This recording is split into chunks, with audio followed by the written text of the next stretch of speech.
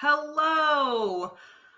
Welcome back to In the Studio. I'm your host today, Madeline Hamaguchi, and we're going to be talking about Hattie Weber. And here to talk about that with us today is the co-director of Hattie Weber, Marilee Dupree. Welcome, Marilee. Thank you, Madeline. Pleased to be here. It's going to be a great conversation. You've got some really awesome exhibits right now. But first off, can you tell us what is Hattie Weber? Well, Hattie Weber is a quirky, charming museum of Davis history, which is in Central Park. And immediately, however, most people will ask, well, you're asking what is Hattie Weber, but who was Hattie Weber? And Hattie Weber was a very important figure in Davis history. She was Davis's first paid librarian. And the museum is named for her, well, mostly because the building itself, the museum building, is her library. So it's a historic building. It's Davis's first library building. And it was built in 1911. Wow. On the corner there of Central Park? No, actually, no. It was built on F Street, where the Holiday Theater is now. That was where it was standing. And then, of course, well, it was just, when it began, it was just one room. And at that time, in 1911, Davis had about 850 people. And so I guess they just couldn't envision a time when they would need more than one room. But of course, a lot of things happened. University came, and the town grew tremendously by the 1960s. They needed a new library. And so the old library was used for other activities, a youth center and so on. And finally, they were going to demolish it. But a group of women got together and convinced the city to save it. And it was actually moved on a flatbed truck to Central Park. Wow. Wow. They just moved the entire building. That's incredible.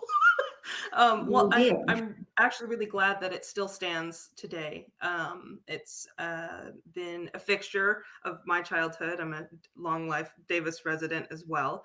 And I've seen some of the exhibits, pass through town along with some of the permanent ones, but I'll send the floor to you. Could you tell us a little bit more about your permanent exhibits that are there year round for people to see? Yes. Well, we have a Native American exhibit focused, of course, on the Patwin people who lived in Davis before it was Davis, obviously. And then we have a museum on some of the an exhibit on some of the early pioneers, Joseph Childs and Jerome Davis. And that is quite an interesting one. And then we have an exhibit on the railroad. The railroad was so important to Davis because that was the reason for creating a town here. Because the railroad, it was finally decided would go through there. That was the California Pacific. And then we have a university farm exhibit, which has all kinds of artifacts from early Davis college courses at the farm, which of course later became UC Davis. And there are more. There's a school exhibit that was meant to be temporary, but was so popular that we've made it sort of semi-permanent. All the different small schools that were in the area. And, that's great. And also, oh, good. Yeah, it was. It was surprising. We had no idea of it. School is popular, it seems. Yeah, and that's a great segue actually into part of the subject of your current rotating exhibit. I know that you change them out, monthly, yearly, seasonally, and one of them that is up right now is about three Davis Senior High School students from 1940 or so. that were affected by Executive Order 9066 and the Japanese American internment. Could you tell us maybe a brief summary of that exhibit and maybe what made you want to feature that subject now, currently? Yes, the title of the exhibit is actually Three Students and Civilian Exclusion Act number 78. And that was the specific act that set in motion the internment of those three high school students. It was for people living north of Highway 40 in Yolo County, and they were living on farms north of Davis. And we felt very strongly about this issue. It was a terrible injustice, obviously, done to people. And we wondered how it had affected Davis.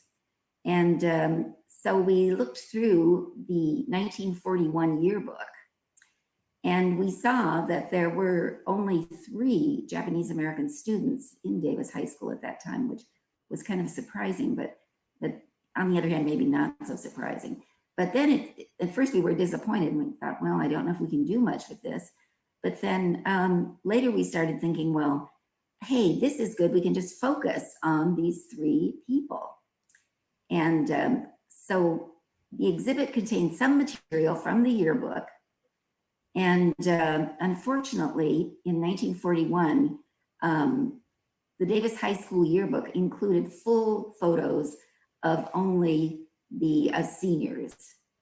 And the other 2 students, one was a junior and one a sophomore, they had group photos for them. So we had to work with that and do some enlarging of photographs, obviously. And so one part of the exhibit is yearbook materials.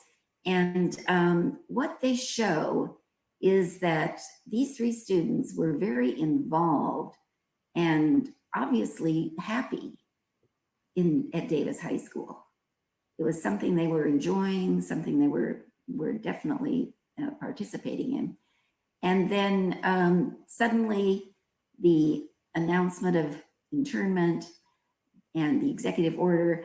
And so we have materials about that, also materials about the 2 camps that the students were sent to.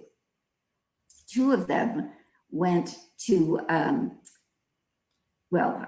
one of them actually, since you're showing Camp Amache, went to Camp Amache in southeastern Colorado near the town of Grenada. And so this is a photograph of the housing units there for them. And it's in a very isolated area.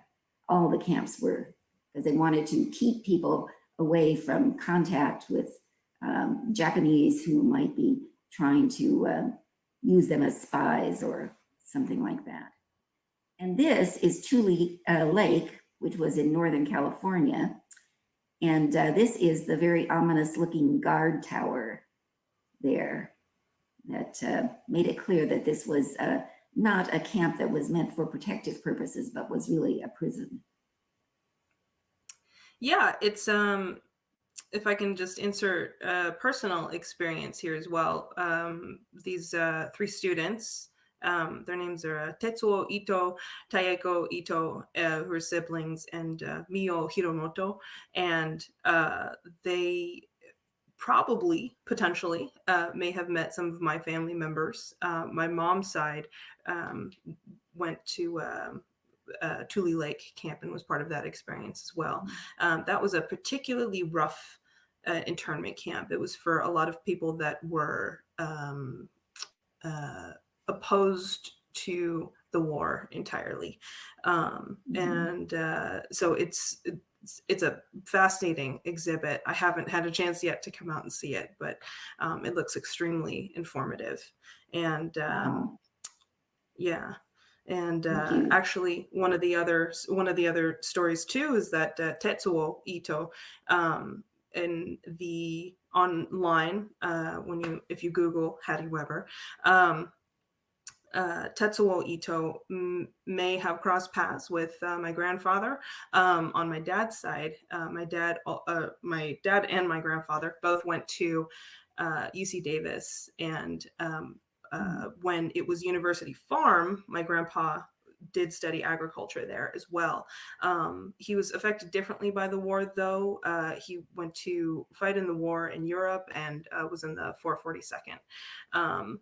And so these stories hit very close to home for people with Japanese American ancestry. And it sounds like your exhibit also has some really great imagery and artifacts involved there as well. We saw some here, some of the images that have flashed up on your screen, the notice for the exclusion order and the photos of the different internment camps. And maybe you could tell us what other things people might see if they go see this exhibit. Yeah, well, just one thing before I move on to that. Actually, Tetsuo did also join the army, and I believe he was in the 442nd. So it's very likely that he knew your grandfather, or knew of him anyway. That's wild. Oh, very cool. Yeah, he was it was, I hadn't realized this, he was at Tule Lake for just a short time with the rest of his family. And then when he agreed to go into the military, he was allowed to go and live with relatives in Utah. And he ended up drafted there, but they already knew that he was willing to go. Yeah. Right. Wow. A lot of my mom's family had settled in Utah too. That's very cool. A lot of very similar stories. It's fascinating. A great reason to go see this in person. Yeah. Right. I'm sorry. What was the second? So yeah, going back. And well, going back to the things on display, could you tell us a little bit more about these artifacts and documents? Oh, right. Well, as I said, the first images are all from the yearbook. And we have the photos, the class photos, but we also have the activity photos where the students posed for their various clubs and sports, different activities. And I think those are powerful because they do show that they were so involved and that this was an experience that was very meaningful to them to be at Davis High School. And then we have images from the internment order. And of course, you saw one of them, the Civilian Exclusion Order number 78, which actually came out in May of 1942.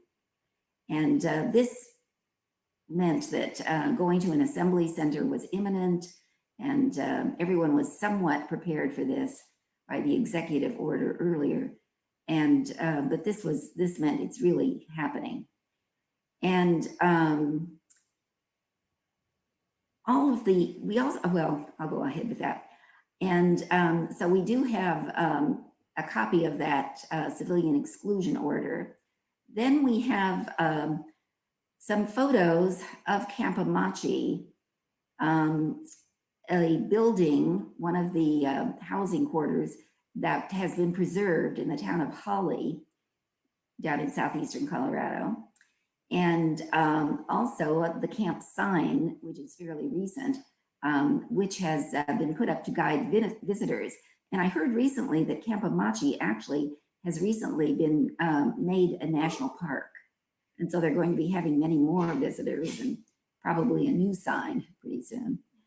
And then let's see, the other artifacts. We also have the letter that was enclosed with an apology from President George Bush, and also a payment of $20,000, which I've had several people come in to see the exhibit and say, this was nothing. This was enough to buy a car, and think of what they suffered. You know, it was almost insulting, but it was what it was.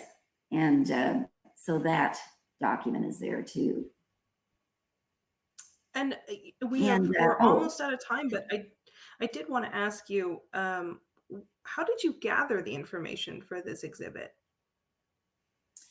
And Well, of course, we had access to the yearbook, and then, well, we decided we wanted to do an exhibit, but it didn't seem like enough. And then we went online and found their obituaries, because, of course, these people were all 18 in 1941. And so all of them have passed away at this point. And their obituaries all mentioned internment, talked about it as just a very disrupting experience, an experience that disrupted not only their high school, and in the case of Tetsuo, his university experience, but also childhood itself, they said. It was just so horrifying. And those, of course, we got online. The letter from George Bush, a friend of my son's, had it in his family and lent it to us for the exhibit. And my husband is actually from southeastern Colorado, which is and was lived fairly close to the camp, but of course he was born after all this happened. But and so he was able to take the picture of the building that is in Holly, that's been preserved, and also we went out and visited the site of the camp and took some photos there. wow. Wow. That sounds it sounds fantastic. It sounds like there's a real depth there, and you get to really learn about this experience through real lives of people from the past. So that's Oh, extremely thank exciting. you. Thank you so much for coming to share this information with us. I know I have a lot of questions, but if you viewers at home also have other questions, feel free to email hattieweber@gmail.com, and they can send you some information. You can also Google Hattie Weber online and check out when the museum, when the building is open, and find out more about their current exhibits. Marilee Dupree, thank you so much for joining us. Thank you so much for We having will me. definitely take the time to check out this exhibit. And thank Wonderful. you also, viewers, for joining us. We'll see you next time.